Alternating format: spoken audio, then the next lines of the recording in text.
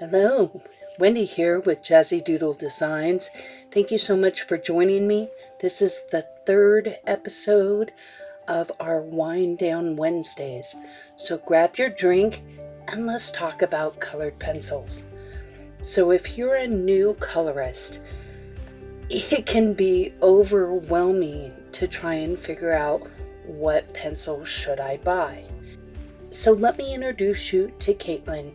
Caitlyn's brand new to the adult coloring world, and she's trying to figure out what pencil she should buy. So, of course, she does what we all do. She goes into her Facebook group that she joined on adult coloring and she says, "What are the best pencils?" And she just gets bombarded with all kinds of answers, contradicting each other. People saying Prismacolor's the best pencil ever, and other people saying, "Oh, I hate Prismacolor," and other people swearing by one brand over the other. Caitlyn is more confused than ever. How can all these people be so different? And it's because we all make recommendations based on our own experience. So why is this important to know? I want to give you an analogy, so kind of stick with me here.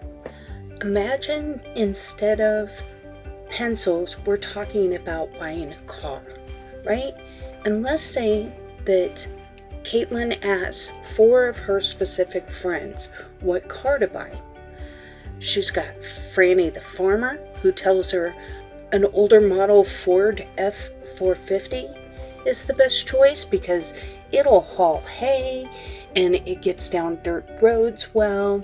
But Susie says, "I love my 2012 Geo Metro. It gets 35 miles to a gallon, doesn't cost very much to insure, and I can park it anywhere."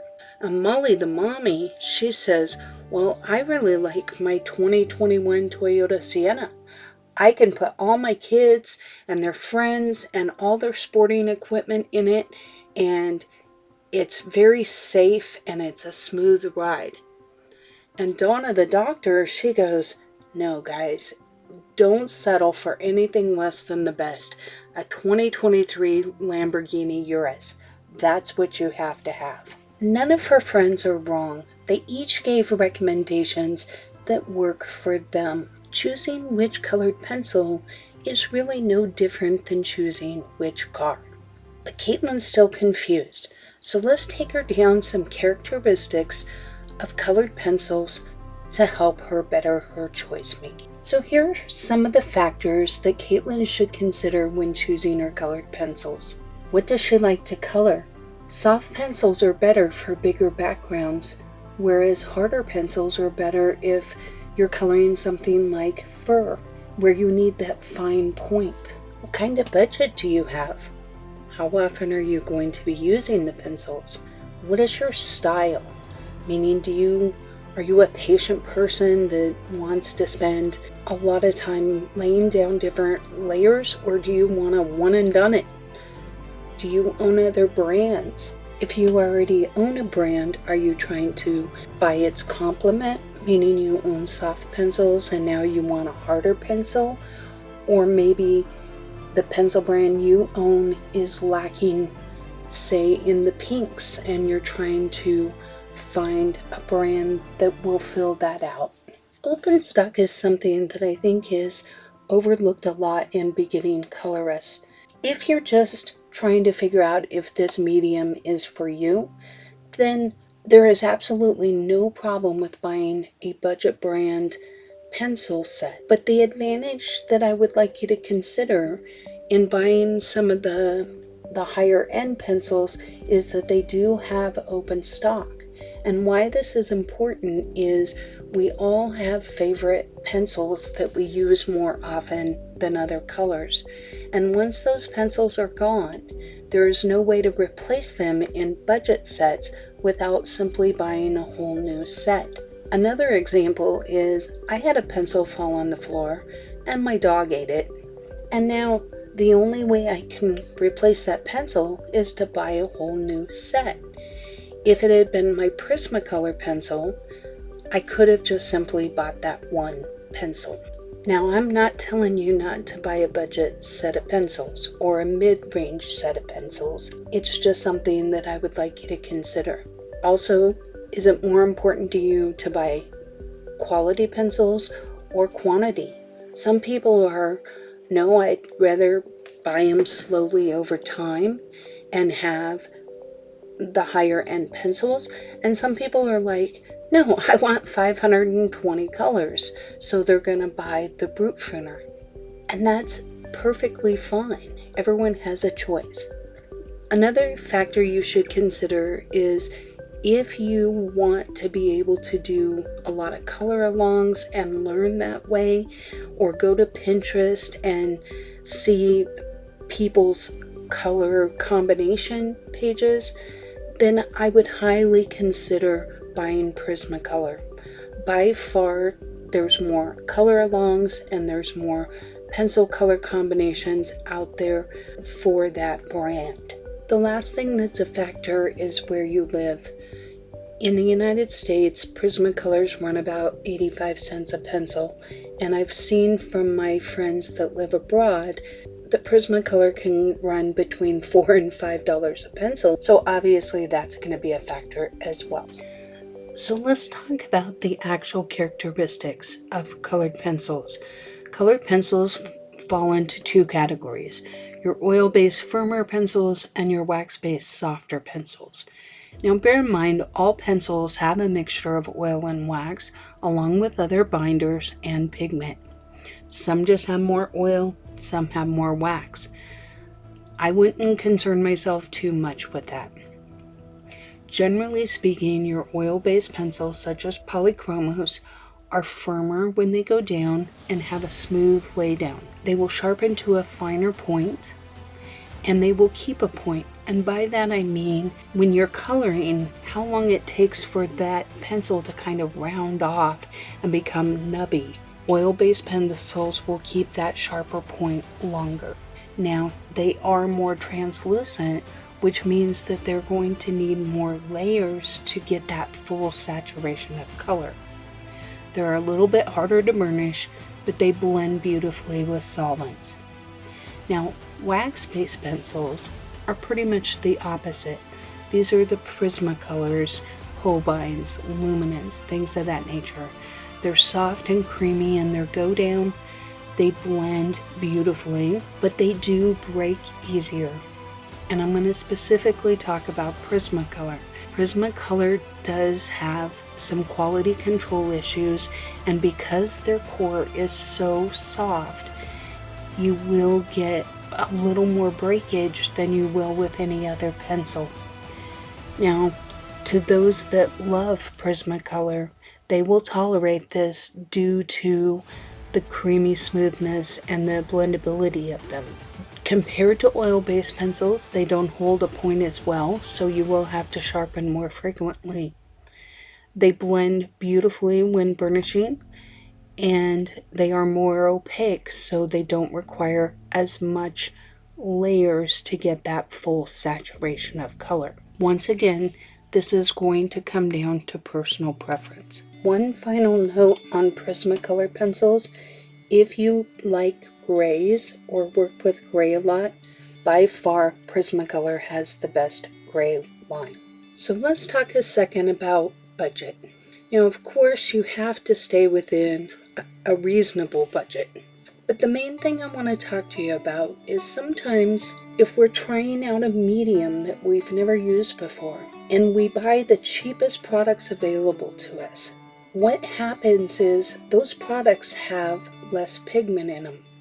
So when you use them, you're actually going to have to press harder and apply more layers to get probably a lesser outcome than if you use artist grade pencils. Now, if you've never used colored pencils before and you're just trying to see if you like it, and you use these super cheap ones, you may not enjoy them at all. Whereas if you had tried maybe a mid-range to the lower end artist pencils, it may have given you a whole different feel for the medium. because the pricier pencils, they do have more pigment. They're going to blend easier, they're going to be more opaque, and they're going to lessen your learning curve. So keep that in mind. Here is a chart that I put together of 24 colored pencil brands. Now this does not include every brand that's on the market, but this is probably the most common. And I calculated out the cost per pencil.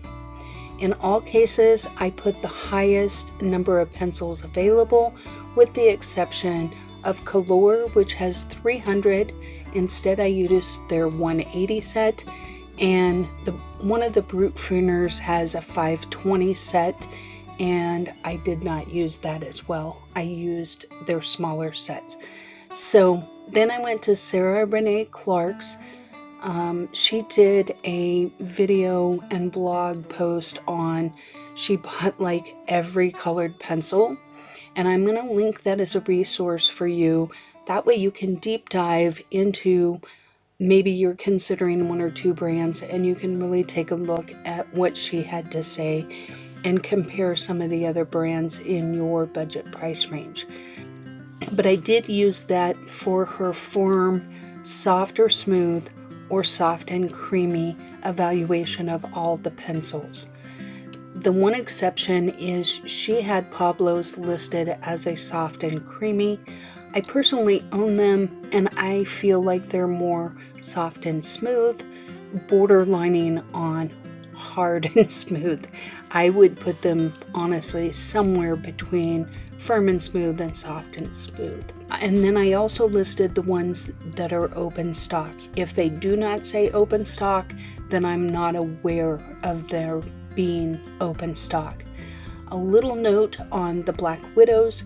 Black Widows you can buy open stock if you go directly to their Facebook page and messenger them. You can order individual pencils and they will mail them to you.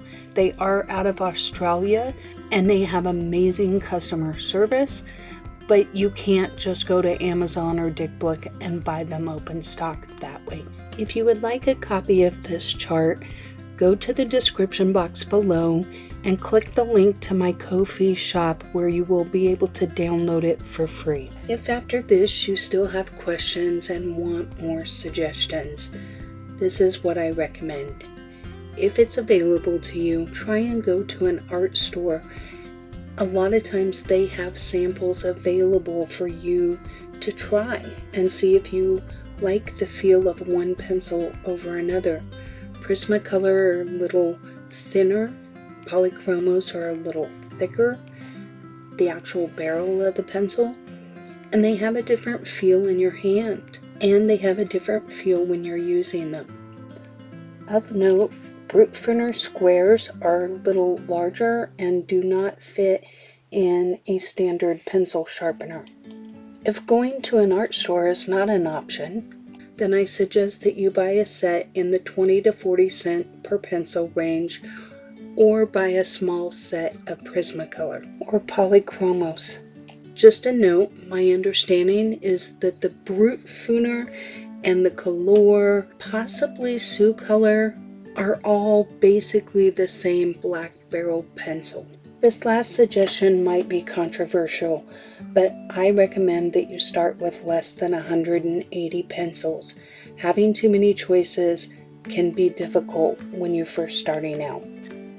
Thank you for joining me tonight as we helped Caitlyn find some colored pencils. And remember, no matter what pencils you choose, have fun, experiment, play around, and don't be afraid to ask questions.